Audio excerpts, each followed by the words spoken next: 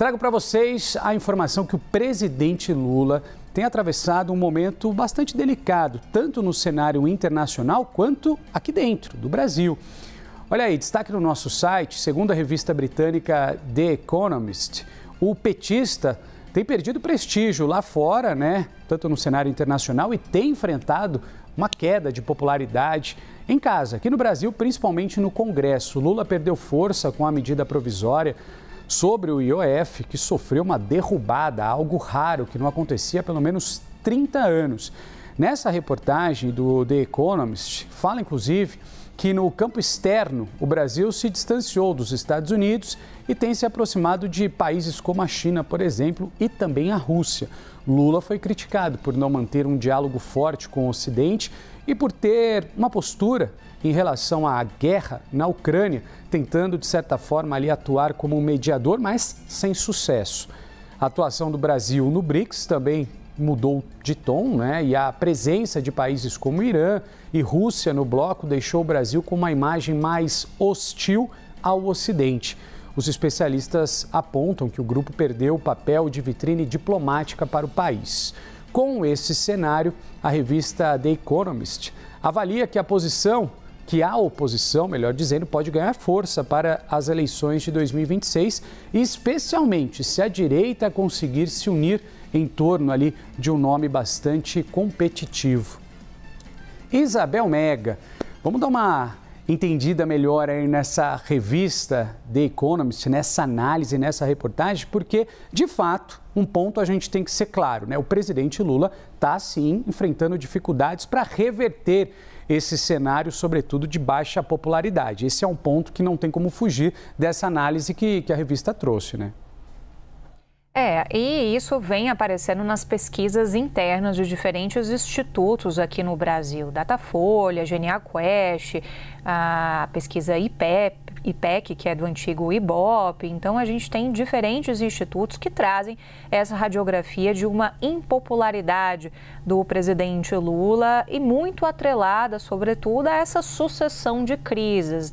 Quando o governo imagina que está conseguindo se recuperar, vem outra crise e joga de novo esse patamar da impopularidade nas alturas, algo muito diferente dos primeiros mandatos do presidente Lula. Então, o que a revista traz é um diagnóstico lá para fora, que para nós aqui dentro já está colocado por diferentes institutos de pesquisa e que, com o passar dos próximos meses, vai dizer, Renan, qual é o tamanho do risco eleitoral que o presidente Lula pode sofrer ou não em uma eventual tentativa de reeleição em outubro de 2026. Ele se coloca como um candidato à reeleição, mas muitos aliados próximos do presidente Lula avaliam o seguinte: tem um patamar ali de cerca de 40% que você tem que tentar não fazer com que se ultrapasse esse patamar. Se até o final do ano, no mais tardar bem início do ano que vem,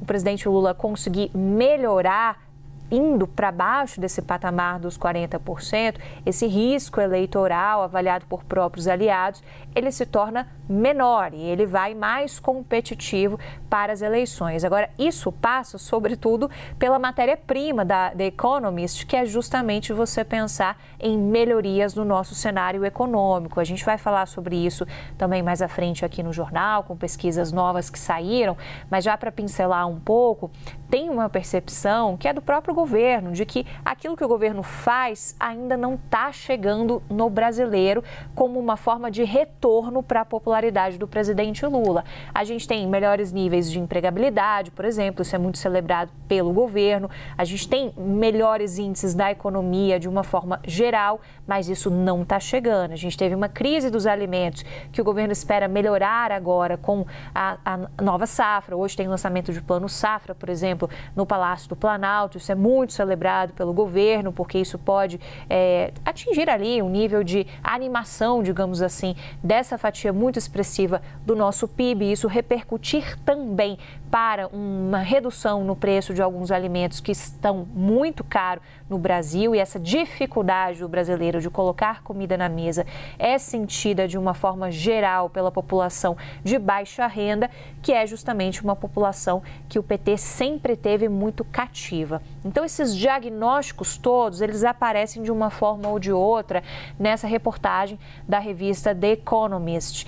que cita também o posicionamento do presidente Lula em relação ao cenário internacional, de uma maneira bastante crítica. O que o presidente Lula, nesse terceiro mandato, procurou fazer, e fontes do Palácio Itamaraty sempre gostam de pontuar isso, é que depois do governo Bolsonaro, o entendimento do governo Lula III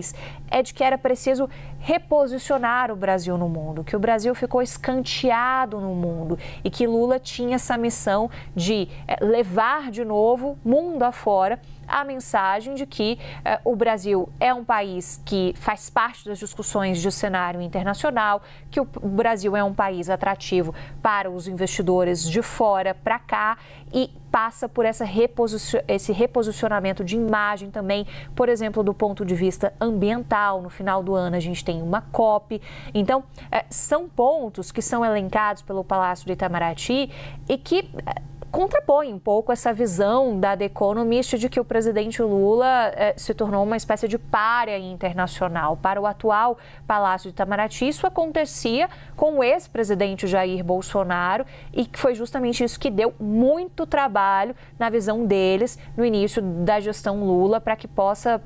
conseguir mostrar mundo afora uma imagem de um Brasil diferente, de um Brasil que tem preocupações ambientais, de um Brasil que tem preocupações reformistas, sem preocupações com multilateralismo. Então, são alguns dos pontos que a revista traz e que a gente já tem um pouco daquilo que é discurso dentro do governo de contrapor a essas colocações sobre